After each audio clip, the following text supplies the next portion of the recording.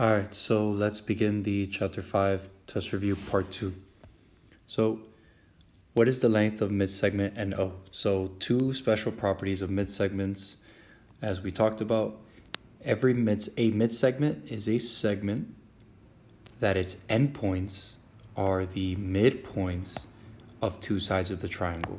So, this N is the midpoint of side JL, and this O is the midpoint of side LK. So what is the third side of the triangle that was not touched by this midsegment NO? It was JK.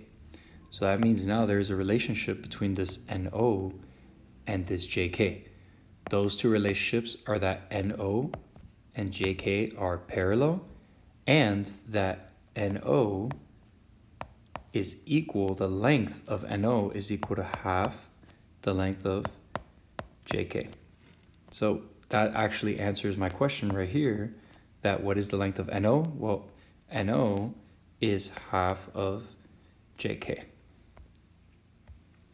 So once again here, it's asking me, if we look at the instructions, name the midsegments and the sides that are parallel in this triangle, and name the midsegments that are half as long as each side of ABC.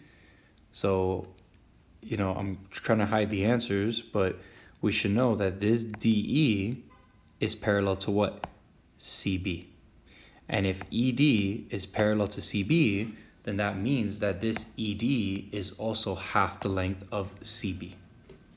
Now, this DF is parallel to AC, as well as this DF, is that DF being half of AC. And last one, FE is parallel to AB, and FE is equal to half of BA, or AB, it doesn't matter which order, right, that you put it. If you go A to B, or B to A, E to F, or F to E. So that's pretty much what this is talking about. You see here, look, BC is parallel to DE, BC parallel to DE, AB is parallel to EF, AB is parallel to EF, and down here you have the DE being half of BC, so everything we just talked about. Now, this question is the exact same question, except now I don't have tick marks, right? I have numbers. So this number, 6, isn't 6 the same as this 6? Yeah. Isn't this 5 the same as this 5? Yeah. Isn't this 7 the same length as this 7? Yeah. So that means that this point J, this point G, and this point L are all considered midsegments. Why are these things considered midsegments? Because the endpoints of each of these segments is the midpoint of the side of the triangle. Okay, so it's pretty much the same exact question, just with this number thing to try to confuse you, right? But we know that 6 and 6, you can just put tick marks and tick marks. So now what about this one?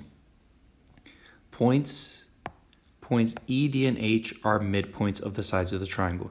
So the reason they're telling me that points E, D, and H are midpoints is because now I know that E is the midpoint, H is the midpoint, and D is the midpoint of each of these triangles, right? So what does that tell me? That tells me that then HE is a midsegment, ED is a midsegment, and HD is a midsegment. So if we take a look at these values, let's put some of these values. Why not? UV is 64. UV is 64. TV is 80. And HD right here is 64. So this is 64. Now, in blue, let's highlight what they actually want us to find. They want us to find HE. So HE is right here. So the only thing that this HE has in common with is this VU. What is that relationship they have? HE is half of VU. Well, if VU or UV, whatever, right, is 64, then what is half of 64? That is 32. So my HE should be 32. And it is. Okay? Now, what about here? What is the value of X? Well, isn't X a midsegment? Yes. How do you know that? Because this is a midpoint because of these tick marks. And this is a midpoint because of these tick marks. So that means X is a mid-segment. And what is the third side of the triangle that is not touching this mid-segment? This one right here. And what is this entire measurement? 96. So that means this X is 96 divided by 2, which gives me, I believe, 48. So my X should be 48, and it is. Okay, so now this one's kind of tricky because everything we've been doing has been in accordance to side lengths or distances. Now, do we see how we have angles and degrees? That's going to be important because now we're going to use the other aspect of mid-segments that we know of, which is that the mid-segments are parallel to the third side of the triangle. It did not touch. So X is the midpoint, Y is the midpoint, T is the midpoint. That's all important because now I know that this X, Y, and this YT are mid-segments, okay? If V is 62, so V is 62, U is 40, U is 40, find, let's do a different color, find UXY, UXY.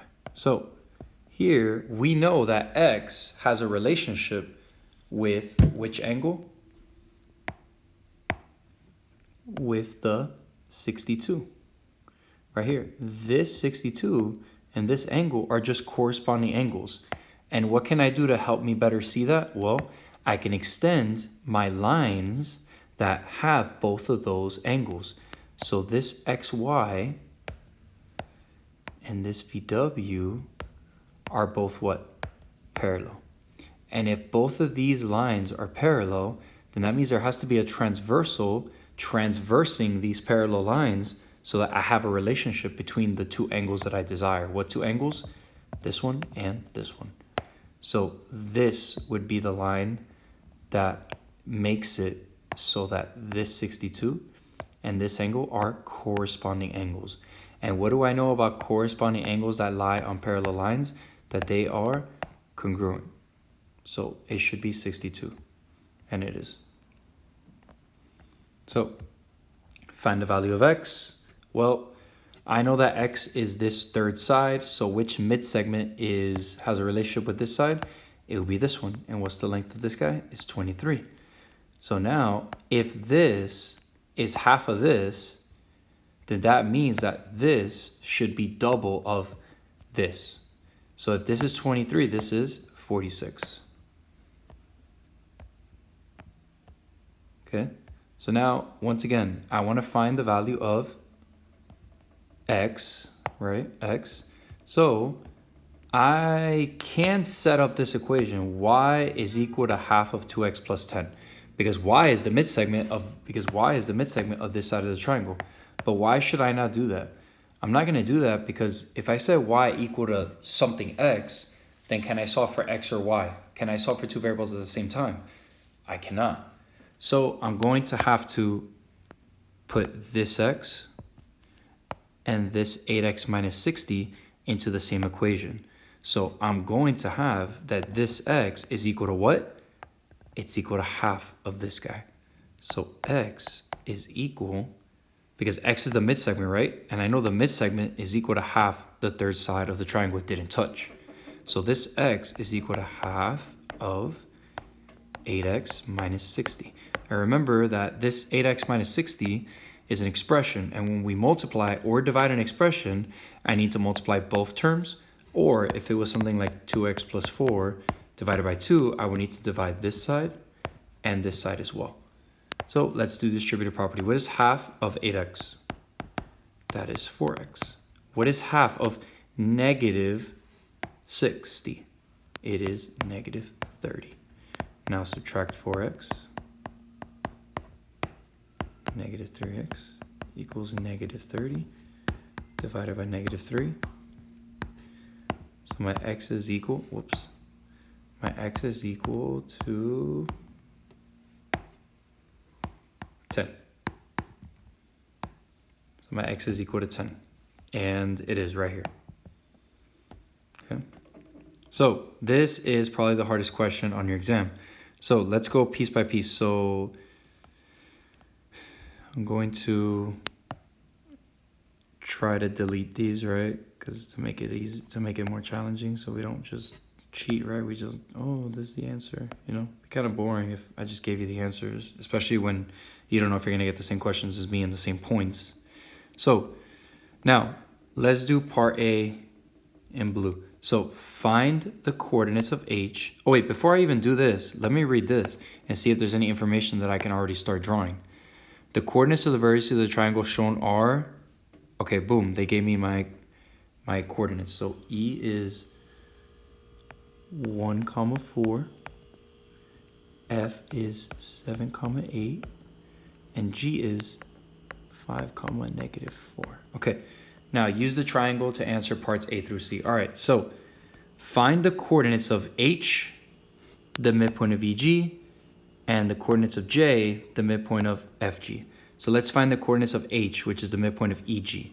Well, I know that midpoint is equal to x1 plus x2 divided by 2, y1 plus y2 divided by 2. So the midpoint of EG is going to be my H. So let's do it. So let's add the x's, divide by 2. Let's add the y's, divide by 2. So what is 1 plus 5? That's 6. What's 6 divided by 2? That is 3. So now, what is 4 plus -4? That's actually 0. What's 0 divided by 2? 0. So my H is at 3, 0. Okay, now they want me to find my J, which is the midpoint of FG, of this guy. So let's add up some numbers, some x and y coordinates. What is 7 plus 5? That is 12. What's 12 divided by 2? 6. What is 8 plus -4? That is 8 minus 4, which is 4. And what's 4 divided by 2? 2. So my J is going to be at 6, 2. All right.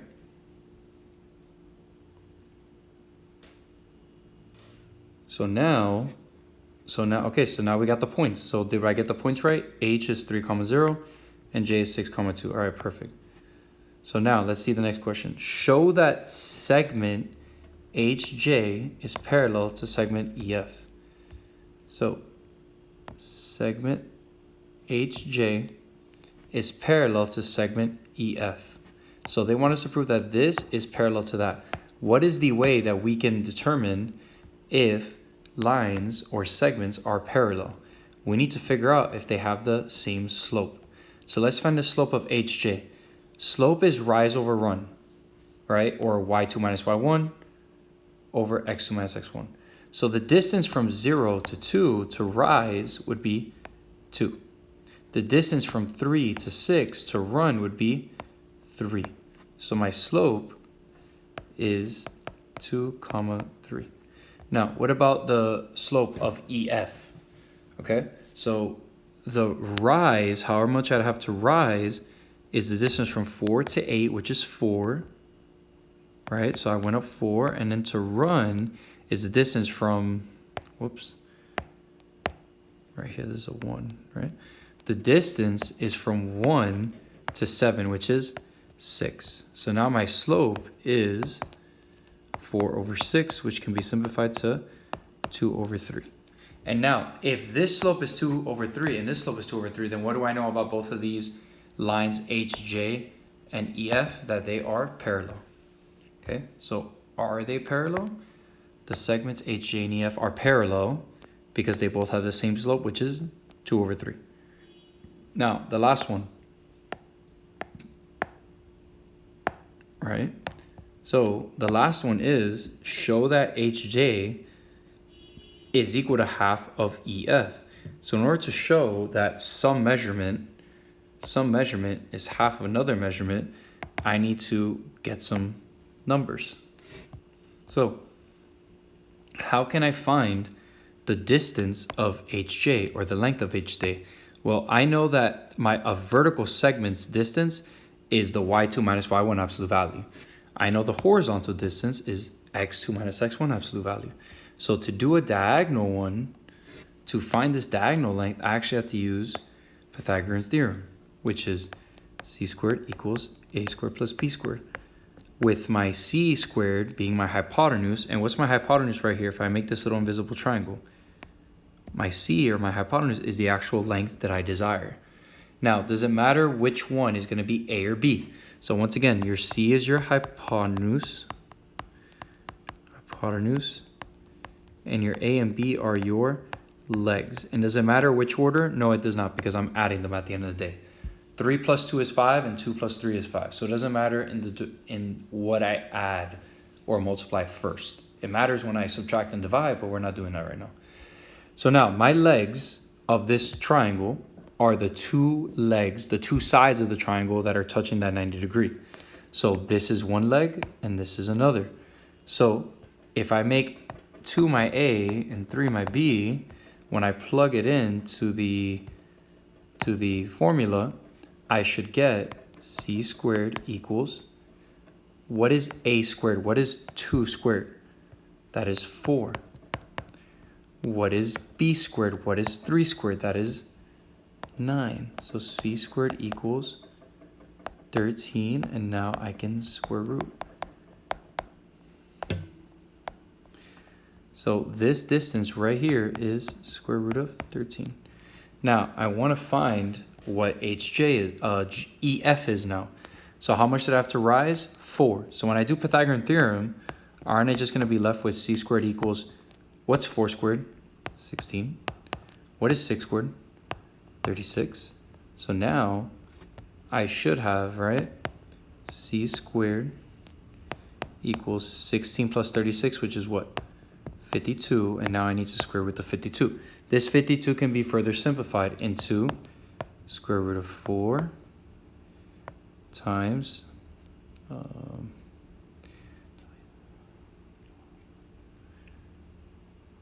I think 13, yeah, square root of 13.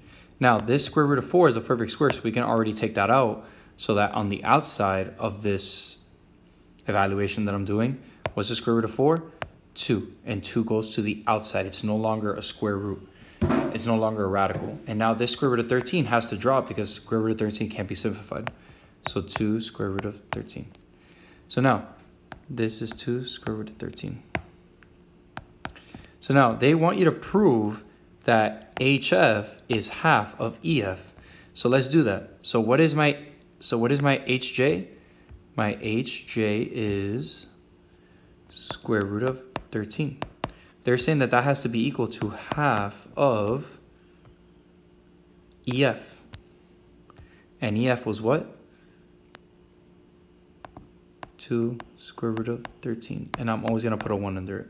So now, so now if this equals, then we're good. If not, then that means that the lengths are not conducive to being mid-segments, because it's not half, because the third side is not half, because the segment is not half the third side. So when I multiply straight across, I can do something called cross multiplication, in that this 1 and 1 can't cancel because 1s can't really cancel, and 2 and 2 does cancel, because what's the greatest common factor between 2? Well, it's 2. So I can just divide both of these guys to give me 1 and 1. Now, square root of 13 is equal to, what is 1 times square root of 13? Square root of 13. What is 1 times 1? 1. So what am I left with? Square root of 13. So now I've proven that this mid-segment is half the distance of this third side of the triangle. And I can put that right here. So my EF was what? What was my EF? 2 square root of 13? Yep. And now my HJ is square root of 13. So let's do this one. A surveyor needs to measure the distance AB across the lake. Beginning at E, he locates the midpoint C of AE and the midpoint D of BE. So he recognized that this is a midpoint and this is a midpoint. So that means this is a what now? A mid-segment. And if this is a mid-segment, it is going to be parallel to this AB, and it's also going to be half of it. So that means this DC is half of this BA. So then what does that make BA, AB, or BA, right? That means AB is going to be now 44 times 2, which is 88. Right there, 88. Okay, same thing here. Use the figure at the right. If BE is equal to 3x plus 8 and DF is equal to 7x plus 12, find DF. So forget these numbers for now. I want to set up a variable equation. So now they want me to find my DF. So if they want me to find DF, I have to figure out which midsegment shares a relationship with this side. It's going to be BE. More specifically, what's the formula? Well, BE is equal to half of DF. So now let's see if I have numerical values for this BE and DF, so that way I can just plug it in and substitute it. Look at that, I do. BE is worth 3x plus 8. So I'm going to put 3x plus 8 is equal to half. Let's see what DF is.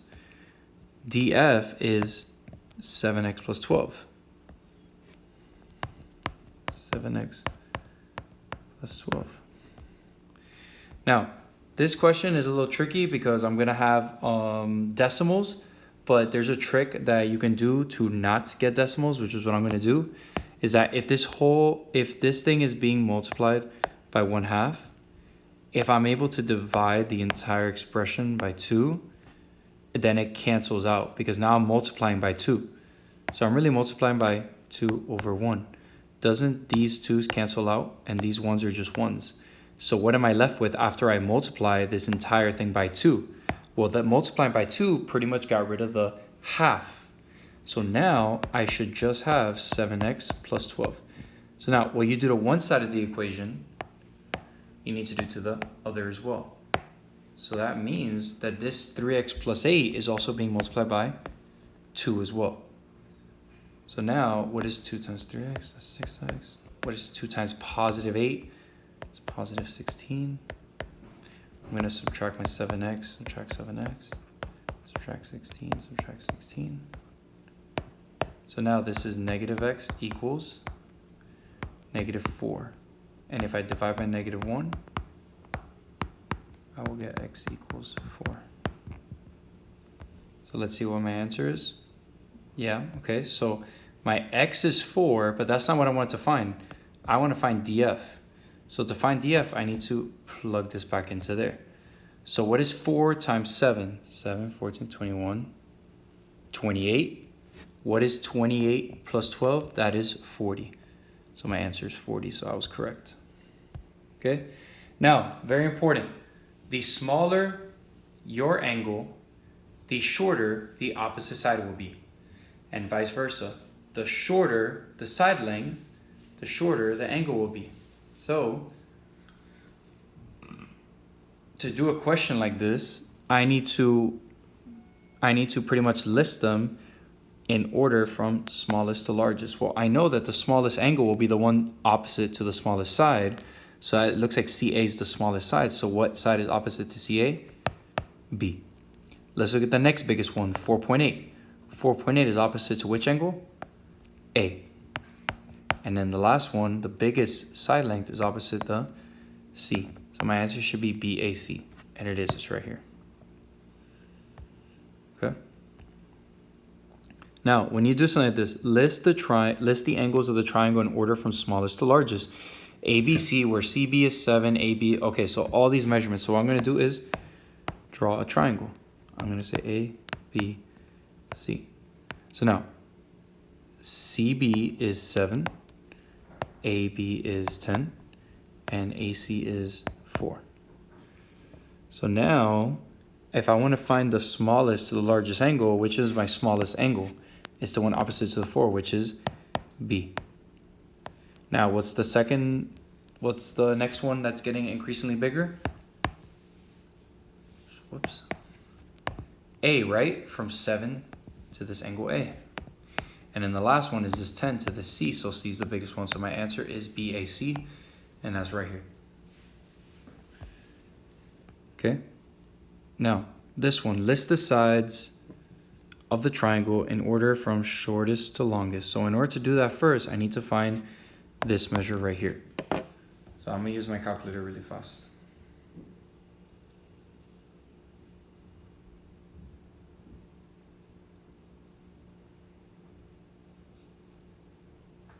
Okay, so 180 minus 49 minus 68 is equal to 63. So that means this is 63. So now, which is the smallest side length? The smallest side length is going to be the one smallest the opposite side, the smaller angle. So what's the smallest angle? 49 degrees, which is R. So what's the shortest side length? QP. So I'm going to put QP as the first one. Then what's number 2? It is RP. And then last one is going to be QR. So it should be QP, RP, and QR, which is the second one, PQ, PR, and QR. They just switched up the letters for the first one, which is fine. Okay, now, this one, list the sides of each triangle in order from shortest to longest. So once again, I'm going to need to draw it, correct? So if I draw a triangle, let's say I make this MKL, M is 116, K is 26, and L is 38. So once again, I just do the same thing I've been doing. What's the smallest side? LM, so LM. What's the second biggest? What's the second smallest, I guess? Is 38, which is opposite to KM. And then last is going to be KL because of this 116 is huge. So KL. So it's LM, KM, and KL. That is this one, this first one. Now, can a triangle have the sides with the given length? So remember that the triangle inequality theorem tells me that any two sides of a triangle must be greater than the third side of the triangle. And we already talked about how I don't really have to do this with every single measurement. I just need to do it with the two smallest ones. So what is 1 plus 5? That is 6. Is 6 greater than 11? No. So this triangle is impossible. And the answer, so this goes out and this goes out. So now the answer is B because 1 plus 5 is less than 11. What did it have to be? 1 plus 5 had to be greater than 11. So that contradiction, this statement contradicts the triangle inequality theorem, which tells me I need two sides to be greater than the third side. And that did not happen in this situation. So the answer is B. Now, one of my favorite rules, a triangle has side lengths of 23 and 23. What can be concluded about the length of the third side? Well, we know that the third side rule tells us that the third side of a triangle must be greater than the difference and less than the sum. So that means that X must be less than the sum and greater than the difference. So let's do the difference first. So what is the distance of the third side of a triangle that already has a side of 23 and 23? What is the smallest it could be? It could be 0. Am I including 0? No, because I don't have this under it. So now, X also has to be less than, so X also has to be less than what? The sum. So what is 23 plus 23? 46. So this is my answer. Because the third side has to be greater than 0 and less than 46. So this side is longer than 0 and shorter than 46. So now what about this one? Find the longest side of triangle ABC. So if I have this triangle, right? I have A, B, C. So now I'm going to put in each of my values. So A is 35, B is 4x minus 15, and C is 2x plus 10. So now I'm going to add all of these guys up. So I'm going to add 35 plus 4x minus 15 plus 2x plus 10 is equal to 180. And then from there, I'm going to plug in the x. So let's just find the x first. So what is 4x plus 2y? That is 6x. What is 35 minus 15? That is 20. And what is 20 plus 10? 10 equals 18. So now if I subtract by 10, subtract by 10. Wait, did I mess something up here? I feel like I messed something up. Oh, whoops. There we go. 35 minus 15 is 20. 20 plus 10 is 30. Oh, no wonder I'm messing up there. There you go. So now, I put 18 instead of 180. So now, 35, 20. Okay, 30. So now I'm going to subtract 30. Subtract 30. 6x is equal to 150, which is going to give me x is equal to 2.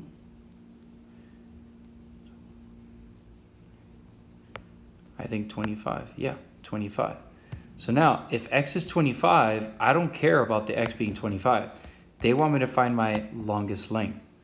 So I'm going to do that. I'm going to use this 25 to plug it in to these missing angles so I can get the actual angles of each vertex. So what is 4 times 25? That's 100. 100 minus 15 is 85 degrees. Now, let's do this one. What is 2 times 25? That's 50. So that means this is 60. So now the smallest side, the longest side, they want the longest side is going to be AC. Why? Because this is the biggest angle with a measure of 85. Okay. So this question is very difficult. I went over it a couple times. So let's do it one more time. If this angle is 30, then that means this angle, and this angle have to be 75 and 75. Now this angle right here would be 54.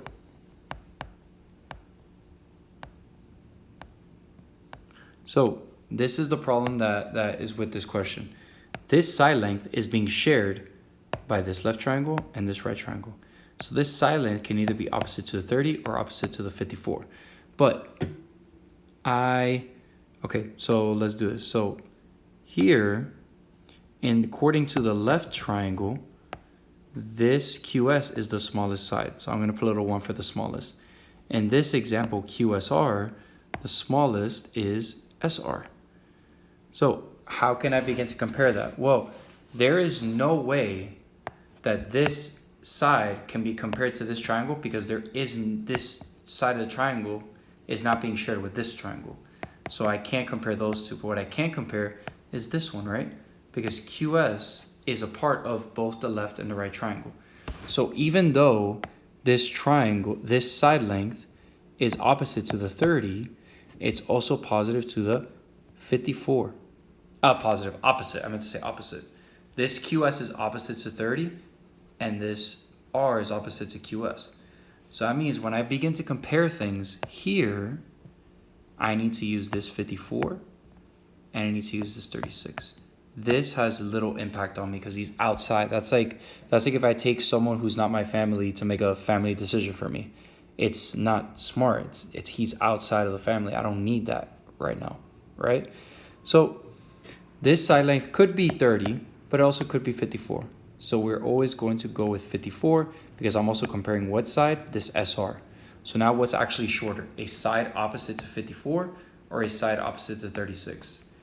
It's the side opposite to 36. So my answer is SR or RS, which is right here. RS. Same thing here. Very similar. So this angle is going to be, I'm going to use my calculator. 180 minus 119 minus 38, that equals 23. So that means that this angle is 23. What about this missing angle?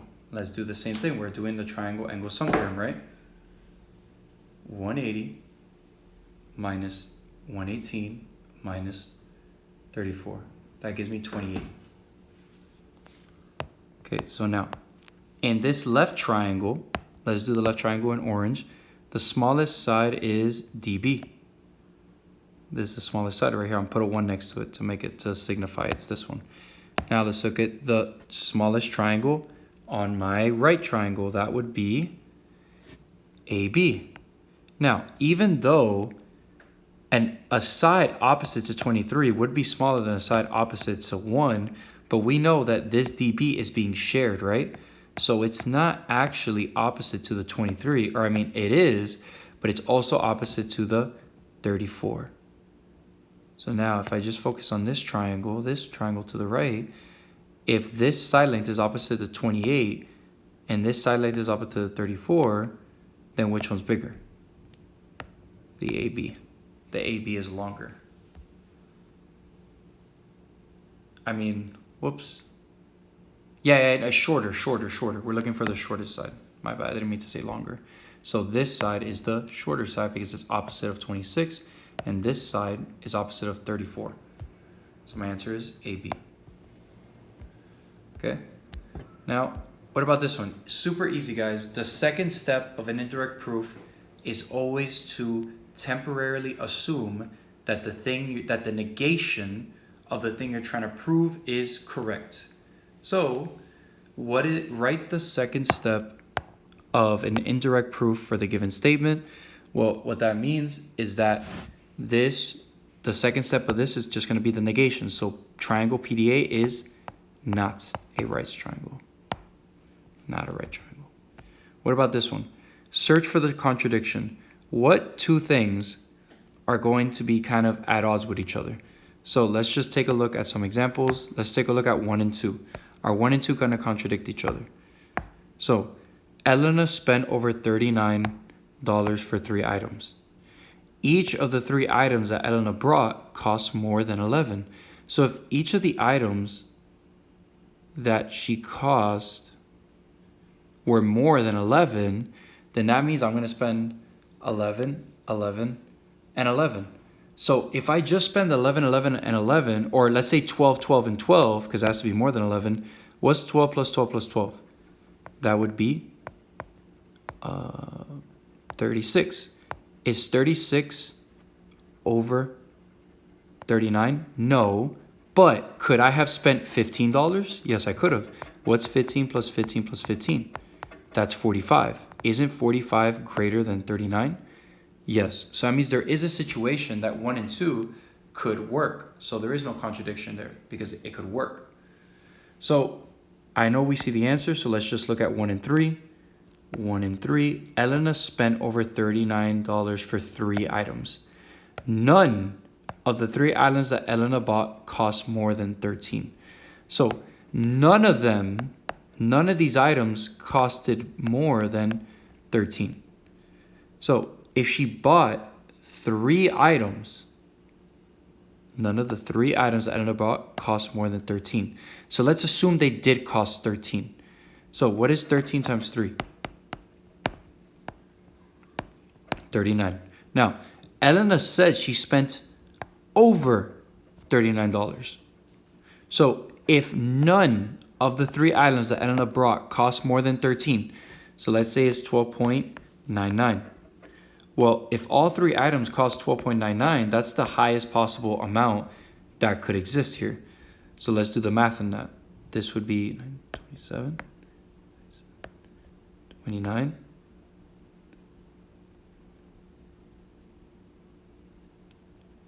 8, 3. So the most money that I could spend, I gotta move 2 to the right, right? So the most money, if statement 3 happened and none of the 3 items that Elena bought cost more than 13, the highest they could cost, right? 12.99 times 3 is 38.9. But statement 1 is clearly saying that Elena spent over $39. So is there ever a situation where statement 3 is true and statement 1 is also true? No, because what is the highest that this statement tells us? The highest price that she could have spent was $38.97, not 39 or above or over. So the answer is 1 and 3. Now, what about this one? Once again, with an indirect proof, do I want to temporarily assume that the negation of the given is true or the negation of the proof? It's the negation of the proof. So am I going to say that is the indirect proof, is the first step of the indirect proof going to be that 1 is congruent to 2? No, it's not. I want to temporarily assume that the thing we're trying to prove is true, that the negation of it is true. So what is the negation of m is not parallel to n? Well, it's that m is indeed parallel to n. So that's my answer. Assume temporarily that lines m and n are parallel. Okay, so once again, a student began an indirect proof shown below. Explain and correct the student's error. Okay, so the student was given triangle ABC and they were asked to prove that A is obtuse. He or she began to do an indirect proof. And when you begin to do an indirect proof, you need to negate the thing you're trying to prove and assume that it's true. But what's wrong with what this person assumed temporarily? They assumed that A is acute. Is A is acute the negation of A is obtuse? No, it's not. The negation of A is obtuse is that angle A is not obtuse, which is this one. Okay, so the answer is D. Now, 5.6, the last one. This is all about Hinch theorem. The Hinch theorem is the same thing as the SAS inequality theorem, and that for the Hinch theorem, let's do this one better, this example better. I have one pair of congruent corresponding sides and another pair of congruent corresponding sides. I have an included angle, but are these two angles congruent to each other? No, they are not congruent. So now, what this tells me, what the Hinch theorem tells me, is that the lesser my angle, the shorter the opposite side is going to be. Or the greater my angle, the greater my opposite side is going to be. 69 is greater than 65, correct? So there's the logic in that. Now, okay, I guess we can just do this one since we're already here. For question 73, which side is going to be longer, RT or VN? Well, if M is a larger angle than 65, that means that the side opposite to it will also be longer. So VN is longer than RT. So RT is less than VN. That also works. That's the same statement. Now here, something interesting that I have, and kind of a callback, is that this is one pair of congruent corresponding sides. This is another pair of congruent corresponding sides. And I have two pairs of congruent corresponding sides that are reflexive. So that means that if both of these triangles are congruent by the SSS postulate, then what can I use to say that angle 1 and angle 2 are congruent? I could use Cpoctec. So now angle 1 is equal to the measure of angle 2. Equal. Okay. Now what about this one? What do I know about measure of angle 1 and measure of angle 2? Well, the measure of angle 1 is opposite to a 33, and my measure of angle 2 is opposite to a 30. So which one's bigger? The AB. The AB is bigger than the CD. So, and if AB is longer than CD, then that means that this angle also has to be bigger. So this angle is bigger than this guy. So the measure of angle 1 is greater than the measure of angle 2. So now what about this one? Which side length is longer? The one opposite the 27, AB, or the one opposite the 24, AD? It's of course going to be AB is longer. So now AB is greater. This is greater. This is less than, right? AD. Good. Okay, so what about this one? This one's a good question, 76, because I have one pair of congruent corresponding sides and I have a second one right here. So now I know that these two triangles can use the SAS inequality theorem or the hinge theorem, same thing. So if this angle is 97, what is this angle? This would be 383, because both of these guys form a linear pair, right? So let me put 2 marks, right? So which number is bigger, 97 or 83? Of course it's 97. So what is the side length opposite to 97? LK. So that means LK is going to be greater than LM. So, or KL. LK, KL, same thing, is greater than LM. Okay, so this is a really good question. Find the range of possible values. So I know for sure that this angle right here has to be less than this 44.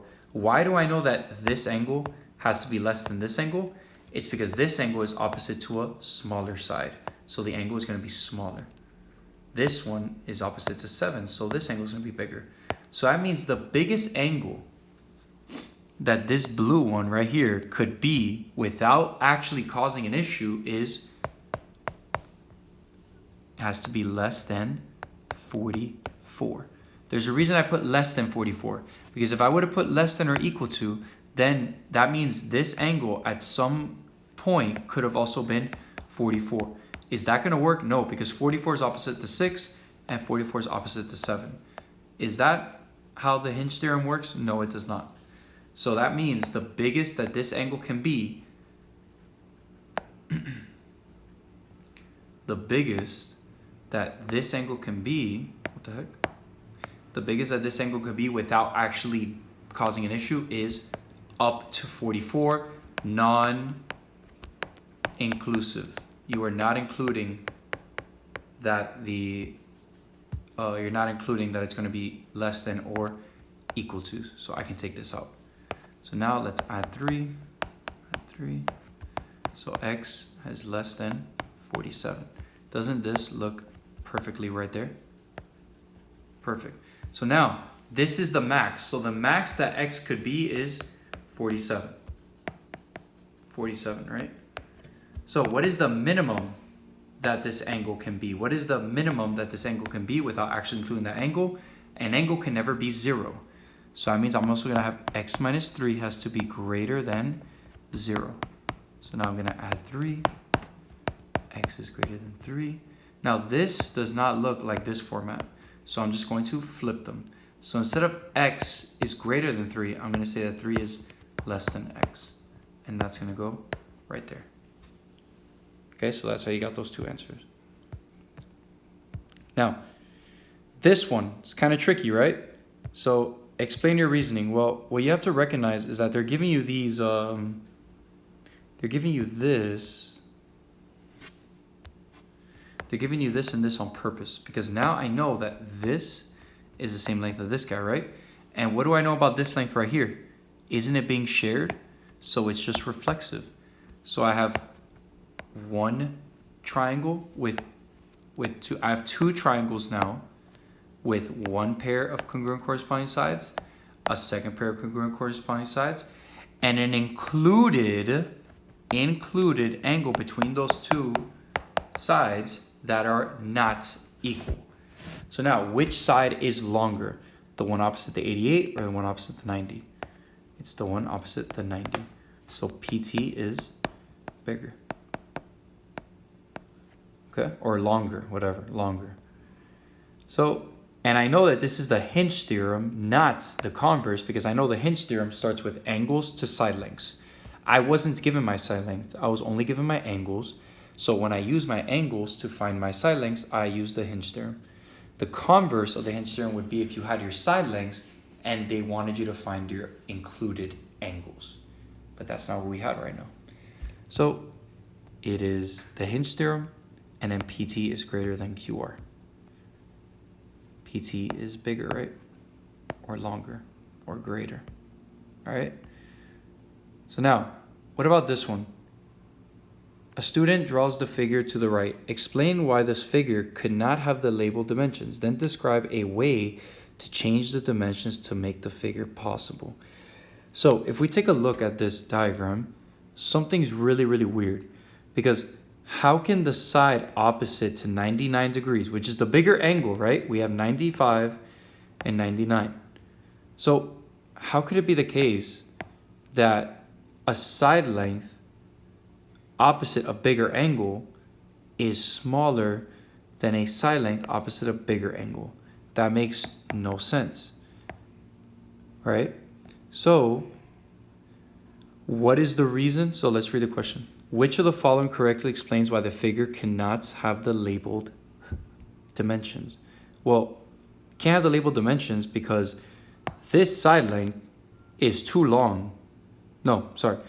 This side length is too short to be opposite the 99 while something else is opposite the 95. Or I can say that this 24, yeah, no, my bad. It was just what I said.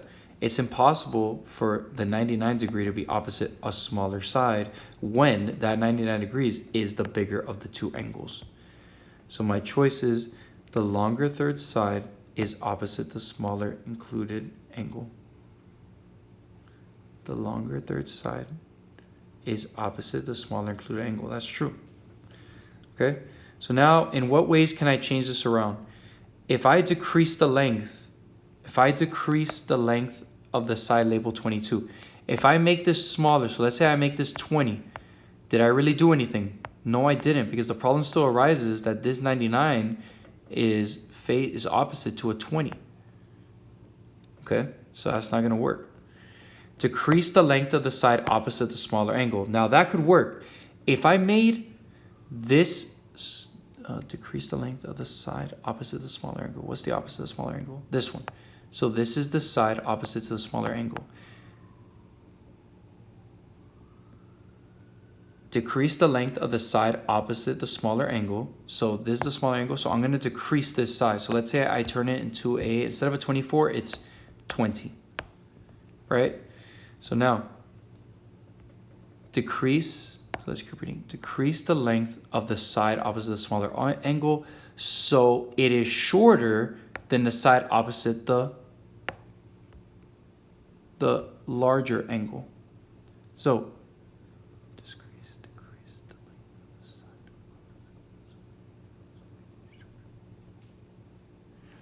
the side. Okay. So decrease the length of the side opposite the smaller angle, which I just did, so it is shorter than the side opposite the larger angle. So now is 20 shorter than 22? Yes, so this works. And it's the same vice versa. If I increase the length of the side opposite the smaller angle, so if I increase the length, here, let me erase this. If I now increase the length of the side opposite the larger angle, so that means instead of 22, I'm gonna make this 26. Increase the length of the side opposite the larger angle so it is longer than the side opposite the smaller angle. Is this side now greater than this side? Yes, so it worked out. So this one also works. If I increase the length of the side labeled 24, so if I increase this length, is that gonna do anything? No, because, let's erase this, right? It's just different situations.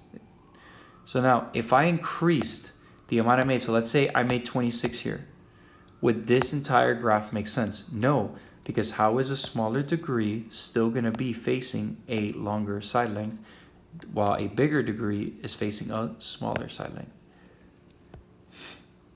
So that's why this is wrong, and you can prove the other one's wrong too. And now, last one, G. Switch the labels of the two sides labeled 22 and 24. So that means they're saying, okay, what if I did this? If I did this change, would it work? Hold up.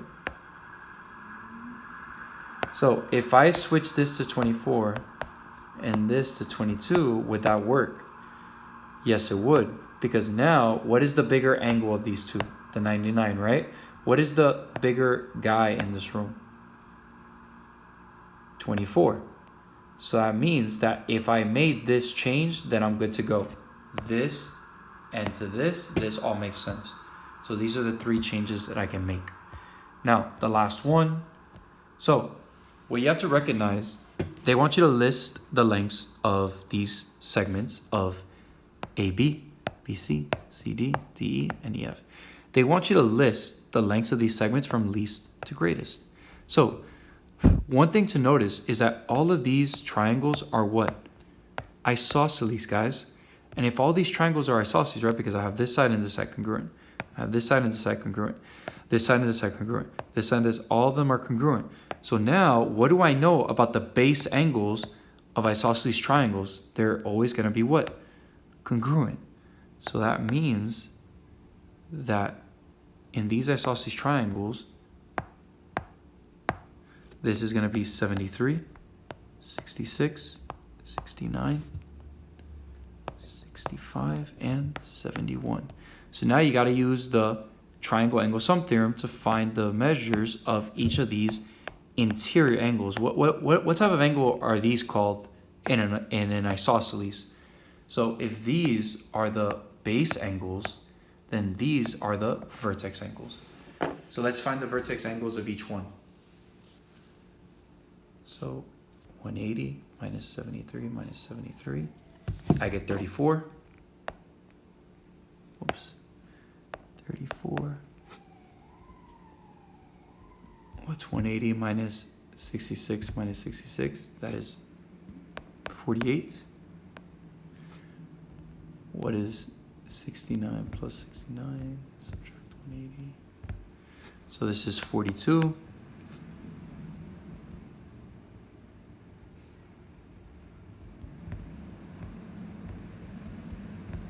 This is 50. And now the last one, 71.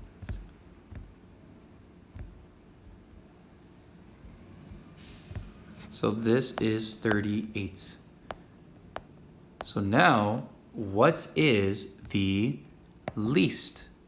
What is the smallest side length? Well, I know now that I have these opposite included angles, I can tell which one's going to be smaller and which is going to be bigger. So the smallest one is going to be AB. So I'm going to put that 1 for the smallest, or I can just start writing it here. AB is the smallest. Okay. What's the next one? It's EF, right? Because EF is 38. So this is gone and this is gone. Now what's next? 42, which is CD. Now this is gone. So what's next? 48 is the next biggest one. And what is opposite to? BC. And now last is the DE because it is 50 degrees. So I just need to match this with one of these multiple choices. And look at that, the first one worked out. AB, AB, EF, EF, CD, CD, BC, BC, DE, DE. So this is my answer for this question. So I know it's kind of late that I'm doing this, but you know, better late than never. And I hope you guys at least did your homework and only needed help with a few of them. And I hope this video helps. If not, you know, come to tutoring and I'll help.